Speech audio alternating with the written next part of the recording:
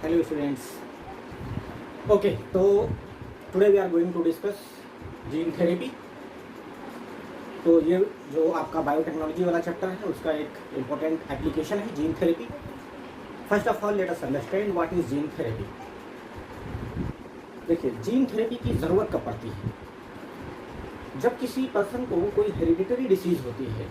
That means if a person is having some genetic defect, उसके DNA में कोई mutation हो गया, कोई ऐसा चेंज आ गया जिसकी वजह से कोई डिसीज हो गया, तब उस पर्सन को एक पर्टिकुलर बीमारी हो जाती है, हेरिडिटरी डिसीज हो जाती है. उसको करेक्ट करने के तरीके ये हैं कि जो जीन का प्रोडक्ट है, चाहे वो कोई एंजाइम हो या फिर आरएनए है, वो डिफेक्टिव हो गया है, उस जीन में चेंज की वजह से वो डिलीशन वगैरह हो सकता है, इंसर्शन हो सकता है, बहुत सारी तरीके के म्यूटेशन है जो कि इस टॉपिक का डिस्कशन अभी नहीं. तो जो प्रोडक्ट डिफेक्टिव हो गया है, अगर आप उस प्रोडक्ट को रिप्लेस कर दो तो उसका नॉर्मल फंक्शन रिस्टोर हो जाएगा. ठीक है.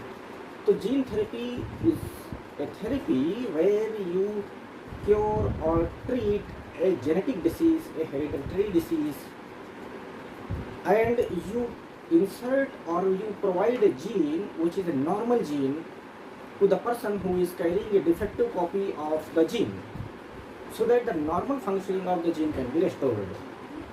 तो ये तो हो गया जीन थेरेपी का मतलब. आई होप कि आप लोगों को समझ में आया होगा. अब जीन थेरेपी के एक्सपेरिमेंट्स काफ़ी होते रहे, बट पहली बार जो इसका एप्लीकेशन आया दैट केम इन 1990. तो 1990 में एक 4-year-old गर्ल चाइल्ड, उसके ऊपर first clinical gene therapy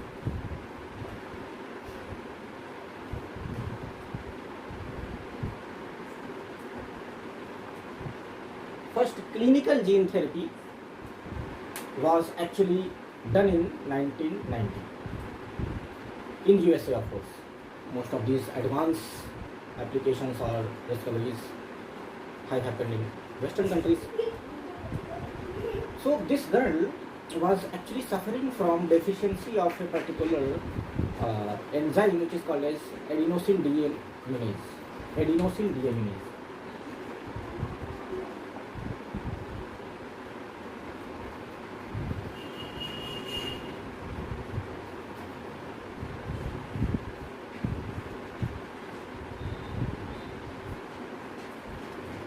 There is a gene in our human genome which codes for this enzyme adenosine deaminase, और उस जीन को कहते हैं ADA जीन.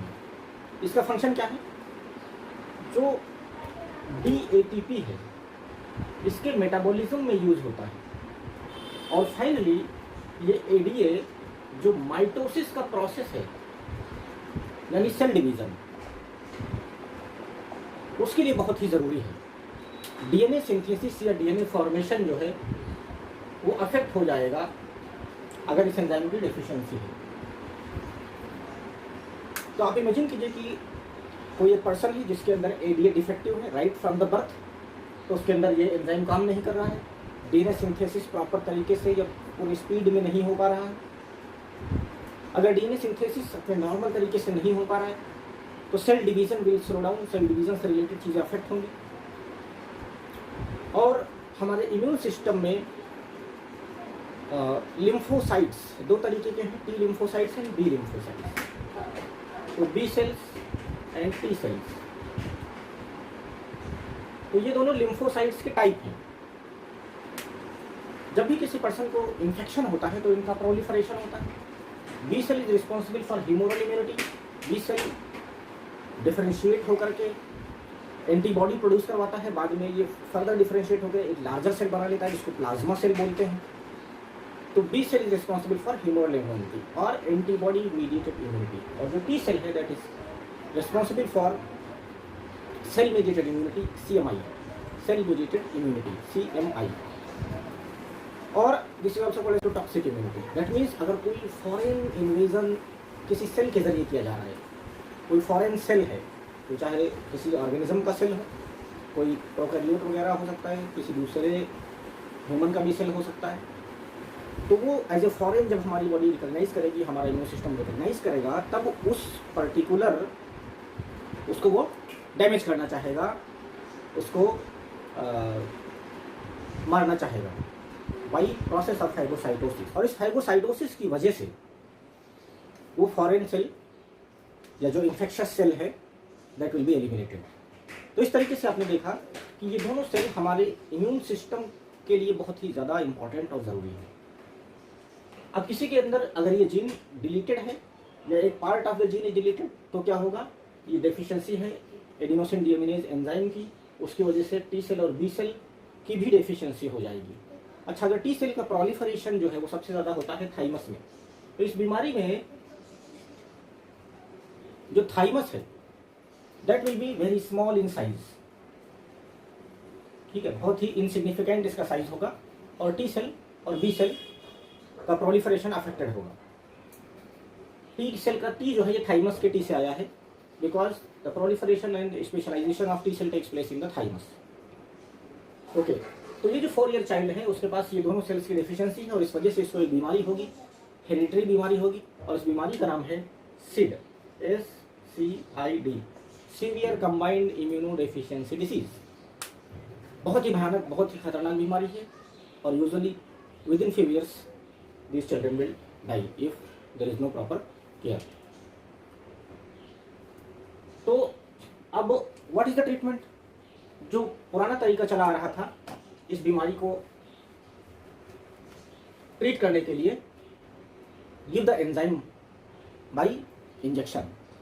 आप इस नॉर्मल एंजाइम को, एडिनोसिन डीएमिनेज एंजाइम को बाई इंजेक्शन प्रोवाइड करते रहो टाइम टू टाइम, ताकि वो जो टी सेल है उसको मिलता रहे और जो इम्यून की डेफिशिएंसी है वो रिकवर हो जाए। फिर एक दूसरा तरीका है जिसको हम बोन मैरो ट्रांसप्लांटेशन बोलते हैं। दैट मीन्स आप बोन मैरो में बी सेल और टी सेल यानी लिम्फोसाइट्स प्रोलिफरेशन हो रहे हैं, वहीं पर बन रहे हैं, जो हिमेटोपोइएटिक स्टेम सेल्स हैं उनसे बन रहे हैं। तो अगर बोन मैरो का, तो पहला हो गया एंजाइम थेरेपी, दूसरा हो गया bone marrow transplantation. But this is a difficult process, ठीक है। बोन मैरो ट्रांसप्लांटेशन या बोन मैरो, जो ओल्ड बोन मैरो है उसकी जगह पर फिर नया बोन मैरो किसी का लेकर के उसको इंजेक्ट करना और वहाँ पे इम्प्लांट हो जाए वो, ताकि उस बीमारी से बच सके इंसान। तो इट इज़ डिफिकल्ट प्रोसेस, और % क्योर भी इससे नहीं हो रहा है। तो ये दोनों इनकन्वीनियंट प्रोसेस हैं। तो तीसरा तरीका जो जीन थेरेपी से डेवलप हुआ 1990 में, वो ये था कि उस पेशेंट को लिया गया और उससे जो ब्लड है, normal blood that was isolated, उस ब्लड से फिर लिम्फोसाइट्स वर आइसोलेटेड। इस लिम्फोसाइट से फिर आपने इन सेल्स को लेकर के कल्चर किया लेबोरेटरी के अंदर। जब इनको कल्चर कर लिया, उसके बाद एक दूसरी तरफ पैरेलली आप दूसरा एक्सपेरिमेंट कर रहे हो, वहां पर आप एक नॉर्मल फंक्शनल एडीए जीन ले लीजिए। मतलब कोई नॉर्मल पर्सन जिसके अंदर एडीए जीन डिफेक्टिव नहीं है, नॉर्मल है, उस पर्सन का डीएनए लीजिए और वहां से एडीए जीन को लेकर के और फिर उसकी सीडीएनए बना लीजिए, कॉपी डीएनए जिसको बोलते हैं।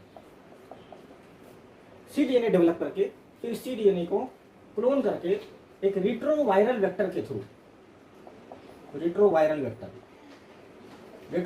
क्या है? वायरस के पार्टिकल को एज ए वेक्टर यूज करते हैं। वायरस के जीन के, उसका जो जीनोम है उसी में हम इस डीएनए को भी साथ में डाल देते हैं और इस वायरस को एज ए वेक्टर यूज करते हैं ताकि वो इस फंक्शनल एडीए जीन को, इस फंक्शनल डीएनए को ट्रांसफर कर सके इस लिम्फोसाइट के अंदर, ठीक है। नाउ जब इस रेट्रोवायरल वेक्टर से इन्फेक्शन कराया जाएगा इस लिम्फोसाइट में, तो finally this lymphocyte now will also contain a functional copy of ADA gene, और उस फंक्शनल कॉपी की वजह से this person now will produce normal adenosine deaminase enzyme, और उसकी वजह से फिर उसका डिसीज जो है वो अब वो प्रॉब्लम नहीं करेगा। तो in this way this disease can be treated. तो gene therapy is very promising, it's very useful, but again there are certain disadvantages. क्या डिसएडवांटेज है? यहाँ पर एक लिमिटेशन ये है कि आपने ये जो लिम्फोसाइट लिया है इसको आपने कल्चर किया है, बट ये लिम्फोसाइट जब आपने कल्चर किया तो इसको आपने इस तरीके से बना दिया है कि it keeps on dividing, but still there is a limit.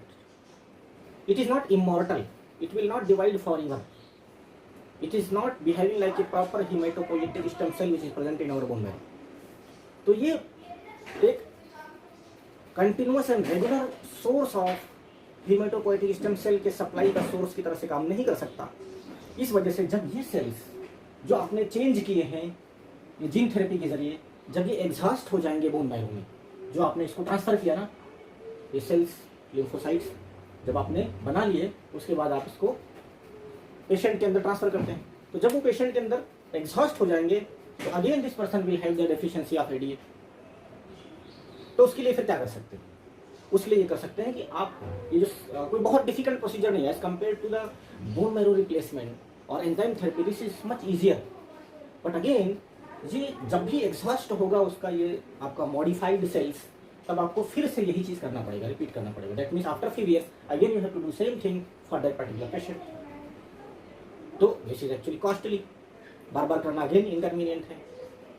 तो इसका एक तरीका यह है कि जो इनिशियल स्टेजेस हैं ह्यूमन डेवलपमेंट के, अगर वहाँ पर हम जीन करेक्शन कर सके, नॉर्मल कॉपी ऑफ जीन डाल सके, तब ये जो हमारा बोन मैरो है, अगर उस ओरिजिनल बोन मैरो, उस पेशेंट का जो बोन मैरो है, अगर वहाँ पर फंक्शनल डीएनए चला जाता है और वो जो एक प्लूरिपोटेंट हेमाटोपोइएटिक स्टेम सेल्स हैं उसके सोर्स की तरह से जब काम करने लग जाए, तो वो हमेशा पूरी जिंदगी it will keep on producing the functional ADA. लेकिन उसको करने के लिए ये जो जीन इंट्रोडक्शन है, जीन थेरेपी है, वो हमको बहुत इनिशियल अर्ली स्टेज में करना पड़ेगा, ह्यूमन डेवलपमेंट के अर्ली स्टेज में, and that is actually prohibited by law. ठीक है, ह्यूमन एम्ब्रियो पे या जर्म लाइन पे एक्सपेरिमेंट्स करना अलाउड नहीं है। तो germ line gene therapy is an answer to this limitation of this regular gene therapy, but that is not allowed because of various ethical, moral and social reasons. Even the research on human embryo is not allowed. There are strict guidelines. You cannot play with them like a toy. ठीक है? तो finally एक ethical जो guidelines हैं, जो moral guidelines हैं, जो law ने प्रोवाइड किया है, हर कंट्री का अपना लॉ है। तो अगर किसी कंट्री में ऐसा अलाउ हो जाता है तो वो डेवलप कर सकते हैं, बट एट प्रेजेंट जो ह्यूमन एम्ब्रियोज हैं या अर्ली ह्यूमन डेवलपमेंट है उसमें इंटरवेंशन, उसमें किसी भी तरीके का इंटरफेरेंस लीगली अलाउड नहीं है और क्राइम है। तो anyway this gene therapy successfully demonstrated that in the medical application for treating a particular disease which is hereditary disease, actually you can use this biotechnological application so that the person behaves like a normal person. Okay, I think that you would have understood the things. We will stop here. Thank you.